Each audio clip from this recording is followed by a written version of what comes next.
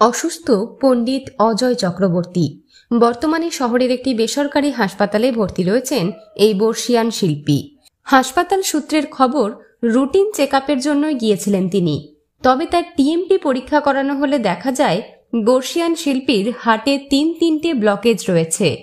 সঙ্গে সঙ্গে হাসপাতালে ভর্তি করানোর পরামর্শ দেয় চিকিৎসকরা। এরপর প্রয়োজনীয় সমস্ত পরীক্ষা নিরীক্ষা করানো হয়। সেই সব পরীক্ষার ফল ইতিমধ্যেই ডাক্তারদের হাতে পৌঁছে গিয়েছে। চিকিৎসকরা জানিয়েছেন এনজিওপ্লাস্টি বাধ্যতামূলক, তবে অপারেশনের দিন এখনও নির্ধারিত হয়নি। পরিবারের তরফে এই বিষয়ে কোনো বিবৃতি মেলেনি এখনও। ভারতের প্রথিতযশার শাস্ত্রীয় সঙ্গীতের জগতে পণ্ডিত অজয় চক্রবর্তীর অবদান অনস্বীকার্য। শুধু সঙ্গীত শিল্পী নন, তিনি গীতকার, সুরকার এবং সঙ্গীত গুরুও।